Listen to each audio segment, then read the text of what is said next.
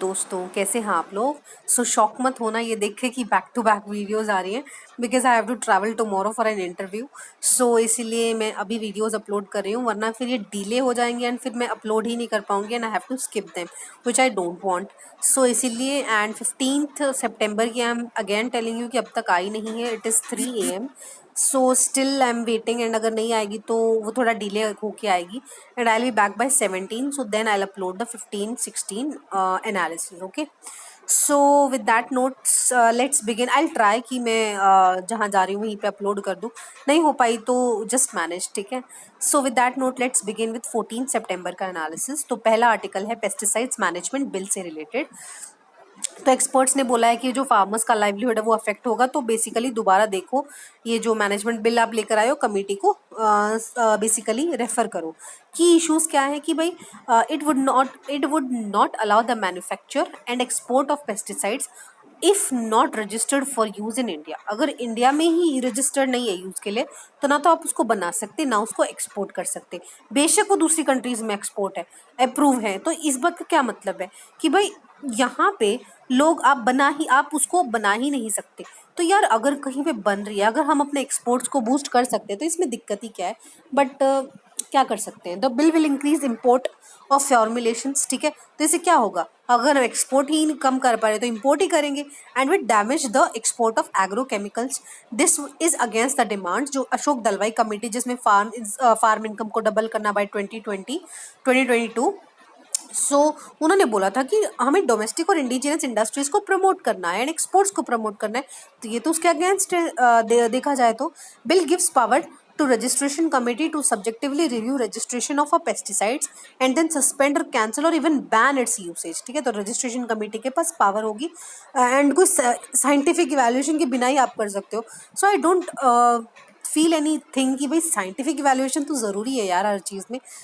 But है तभी तो इसको री इवैल्यूएट करने के लिए भेजा है। इट ऑल्सो प्रोवाइड फॉर री registration of pesticides already registered under the 1968 act, pesticides वाला। एंड इससे क्या होगा, बेसिकली क्या होगा कि री रजिस्ट्रेशन हो सकेगी तो खतरनाक वाले पेस्टिसाइड्स जो बैन है तो वो वापस इंडस्ट्री में आ सकते हैं। ये मैनेजमेंट बिल है जो बेसिकली रिप्लेस करेगा इंसेक्टिसाइड्स एक्ट ऑफ 1968 को। इसमें क्या होगा, it will regulate business of pesticides and compensate farmers in case of loss from the use of agro chemicals, ठीक है। इन केमिकल्स की वजह से आपको कोई यूज लॉस हुआ है तो हम आपको कंपनसेट करेंगे, पैसा देंगे। Pesticide data, it will empower farmers by providing them with all information about strength and weakness. क्या क्या है इसकी पेस्टिसाइड की, आपके सॉइल हेल्थ कार्ड से आपको पता चलेगा कि आपका सॉइल को ज़रूरत है या नहीं इन पेस्टिसाइड्स की, एंड आपको बेसिकली ऑल्टरनेटिव्स देंगे इन ऑल लैंग्वेजेस, मतलब डिजिटल फॉर्मेट में प्रोवाइड करेंगे।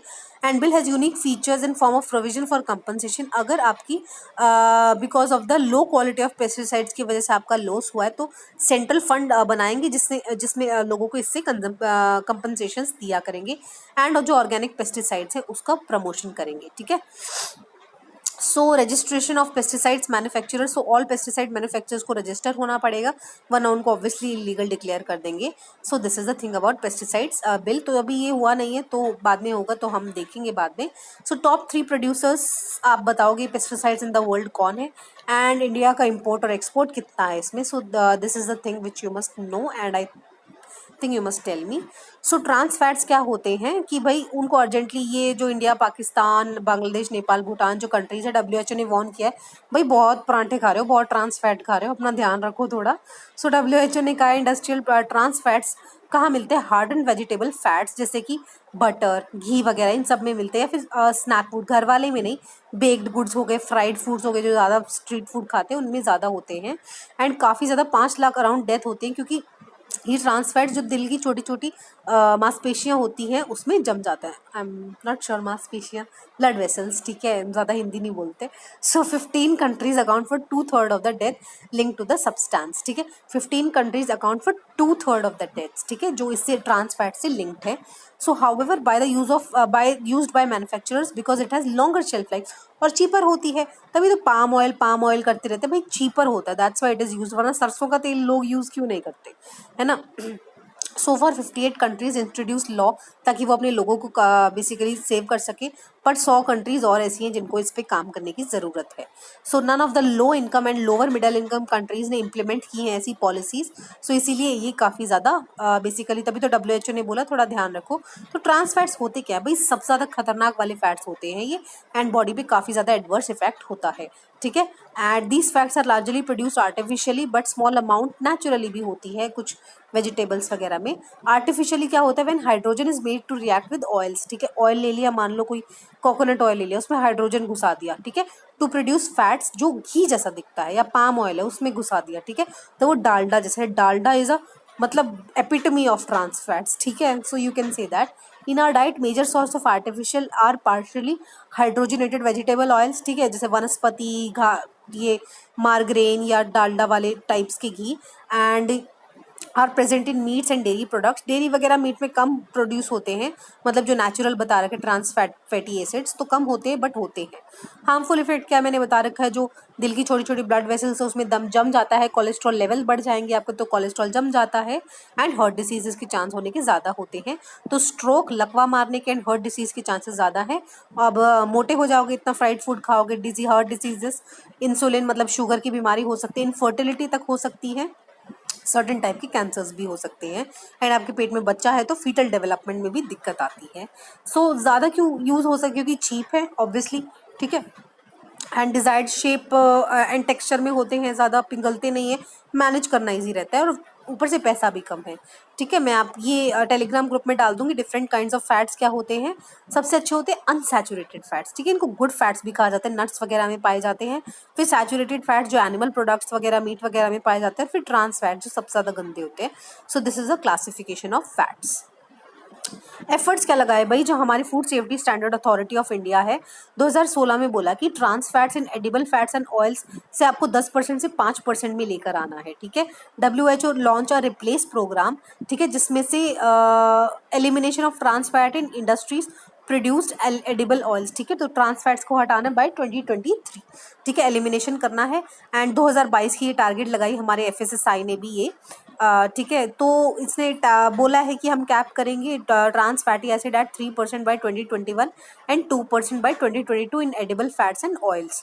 सो ट्रांस फैट फ्री लोगो भी लेकर आए हैं. ठीक है. तो ये लेबल आप बेकरी वगैरह के बाहर लगा सकते हैं, ताकि लोग आपके पास आएँ, एंड कि आप इतना कम ट्रांस फैट वाला खाना लेते हैं, एंड ऑब्वियसली ये प्रमोट होगा तो लोग ज़्यादा इसको बनाएंगे. सो दीज रेगुलेशंस आप थोड़ा इसको ध्यान रख सकते हैं, which you can write in your answer writing. Then देख लेते हैं IRAD app. So integrated road accident database program. ठीक है. ताकि रोड सेफ्टी को इन्हांस कर सके. IIT मद्रास ने बनाई है इसको, नेशनल इंफॉर्मेशन सेंटर इसको इम्प्लीमेंट करेगा.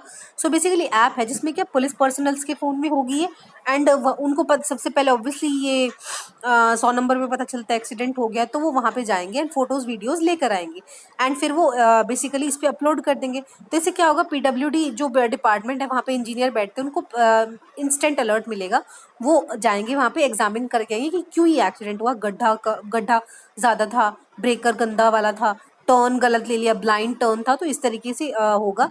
एंड डेटा 10 कलेक्टेड, तो IIT मद्रास की टीम इसको एनालाइज करेगी एंड करेक्टिव मेजर्स, अगर रोड डिज़ाइन में प्रॉब्लम है या लोग लापरवाही से चला रहे हैं, so they will create a database. इससे क्या होगा, रोड एक्सीडेंट्स का जो मेनेंस है वो कर्ब हो सकता है. Then is about methane in Krishna Godavari basin.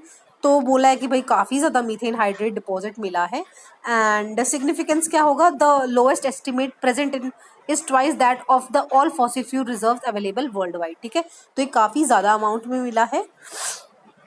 And so methane क्या है भाई, क्लीन एंड इकोनॉमिकल फ्यूल होता है. ठीक है. However it is a green house gas, but it is a good economical fuel. So naturally occurring gas है अर्थ में, and biological process में होता है, जैसे कि कुछ माइक्रोब्स हैं. ठीक है. जो मिथेनोजन्स होते हैं वो मिथेन रिलीज करते हैं जब वो अपना काम करते हैं. एंड माइक्रोब्स मैंने बता दिया, कुछ डाइजेस्टिव ट्रैक्ट में भी मिलते हैं एनिमल्स के, काउस में. ठीक है. जो बेसिकली मीथेन प्रोड्यूस करते हैं, and they have been found in the rock springs and aquifers as well. And once release in atmosphere methane is relatively short live. तभी कहते हैं कि कार्बन डाइऑक्साइड मीथेन में ज़्यादा हार्मफुल कौन हुआ, green house gas carbon dioxide, क्योंकि carbon dioxide long lived है जबकि मीथेन शॉर्ट लिव्ड होती है. ठीक है. मीथेन हाइड्रेट क्या होता है, फॉर्म व्हेन हाइड्रोजन. अब हाइड्रेट क्या होगा, पानी होता है. तो हाइड्रोजन बॉन्डेड वाटर मीथेन से मिलता है। तो when methane gas come out at contact at high pressure and low temperature in oceans, so बोलते हैं कि भी मीथेन हाइड्रेट में काफ़ी ज़्यादा कंसंट्रेशन ऑफ मीथेन गैस मिलती है। सो ये कृष्णा गोदावरी डेल्टा है, आप ये देख सकते हैं इधर।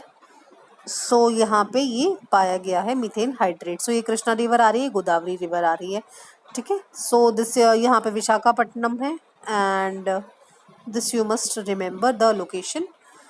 Then is about Living Planet Report 2020. So this is an important report because it is related मतलब released वाली तो नहीं है, बट इसकी जो डेटा है वो अच्छा है एंड आप कोट कर सकते हैं। World wildlife fund for nature ने रिलीज करी गई है, ठीक है। एंड ये कोलैबोरेशन था between international zoological society of London, 13th edition है, ताकि जो wildlife population around the world है उसको ट्रैक कर रहे हैं। पॉपुलेशन ऑफ वर्टिब्रेट्स भाई डिक्लाइन हुई है बाई 68%, ठीक है। आप समझ लो 1970 से 2016 तक, ठीक है।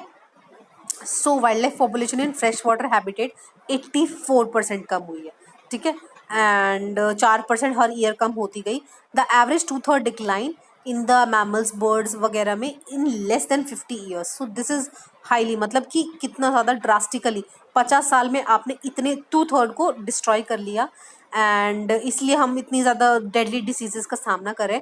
75% of earth ice free land has been significantly altered and mostly हमने ओशियंस पॉल्यूट कर दिए एंड ओवर 85% ऑफ वेटलैंड्स हमने लूज कर दिए। एंड जो शंकर आईएएस की सीरीज मैंने उसमें बताया कि wetlands are of immense importance, and अगर आप में से किसी को कवर करना है you can go and watch that video. 1 in 5 plants is threatened with extinction. So this data, तभी मैं कह रही हूँ अच्छा डेटा है, you can quote it. Factors क्या है? Land use changes, use of trade for wildlife, natural habitat का लॉस हो रहा है, डिग्रेडेशन एंड डिफॉरेस्टेशन हो रहा है। इंडिया का क्या सीनेरियो भाई? हमारे पास पता है 2.4% ग्लोबल लैंड है, ठीक है, एंड 8% ग्लोबल डाइवर्सिटी है अराउंड, बट हमारे पास 16% ग्लोबल पॉपुलेशन भी तो है, ठीक है। तो however it has lost 12% of its wild animals, 90% amphibians and 3% birds. तो अगर जचाने में आए सीरीज में तो एम्फीबियन सबसे ज़्यादा लूज किए, फिर मैमल्स और फिर बर्ड्स, ठीक है। सो इंडियाज इकोलॉजिकल फुटप्रिंट, ठीक है, वैसे तो कम है, काफ़ी ज़्यादा smaller than many large countries, पर हाई पॉपुलेशन साइज में ग्रॉस फुटप्रिंट्स काफ़ी ज़्यादा माना जाता है। सो रिफॉर्म्स क्या है भाई? फूड प्रोडक्शन वगैरह एफिशिएंट करो, इकोलॉजिकली सस्टेनेबल करो। ये मीट खाए जाते हैं एंड फिर ये चीज़ें मैमल्स वगैरह तो कम होंगी। Waste and healthy and environmental friendly diets आपके खाने में होनी चाहिए। सो बेसिकली ये बताता है कि भाई नेचर पे हमने एंड कितने ज़्यादा मतलब वो कर रहे हैं, कैटास्ट्रॉफिक इम्पैक्ट्स हो रहे हैं वाइल्ड लाइफ पॉपुलेशन पे नहीं पर हमारी ह्यूमन हेल्थ पे भी। तभी कोविड जैसा मतलब इस तरीके के वायरसेस स्प्रेड हो रहे हैं एंड पता नहीं क्या एंड ऑफ दिस डेकेड में या फिर एंड ऑफ दिस सेंचुरी में रहने लायक भी हो गई है नहीं हमारी planet. So this is a big question mark. So living planet report कौन रिलीज करता है? हर 2 साल में वर्ल्ड वाइल्ड लाइफ फंड। तो ये ट्रेंड्स बताता है in the global biodiversity and health of the planet. So living planet index क्या होता है? ये वर्ल्ड्स बायोलॉजिकल डाइवर्सिटी का जो ट्रेंड है वो बताता है कहाँ कहाँ पे कितना कम हुआ है। इकोलॉजिकल फुटप्रिंट क्या होता है? It is a biologically productive area needed to provide for everything used by people, ठीक है। तो बायोलॉजिकली प्रोडक्टिव एरिया कितना होना चाहिए, ठीक है। So to provide for everything used by people, ठीक है, कि कितना एरिया हो ज़रूरत है कि वो सब प्रोवाइड कर देगा लोगों को, मतलब फूड स्पेस वगैरह सब प्रोवाइड कर देगा। It is currently developed by global footprint network, ठीक है, एक इंडिपेंडेंट थिंक टैंक है एंड ये कार्बन फुटप्रिंट वगैरह सबको मेजर करता है, ठीक है। सो this is the thing. So national footprint accounts India has biocapacity of approximately 0.54 GHA per person, which means biocapacity debtor or ecologically deficit country. हमारा country ecologically deficit है and we very well know that. So this is the some things which you can quote it. There is about Assam oil well fire gas leakage largely tamed, ठीक है, तो उसको control कर लिया गया है and gas leakage को कुछ टाइम बाद इसको कंट्रोल कर लिया जाएगा। सो 110 डेज बैक असम के तिनसुकिया डिस्ट्रिक्ट में हुआ था ये लीकेज, हमने कवर किया था उस टाइम पे इसको।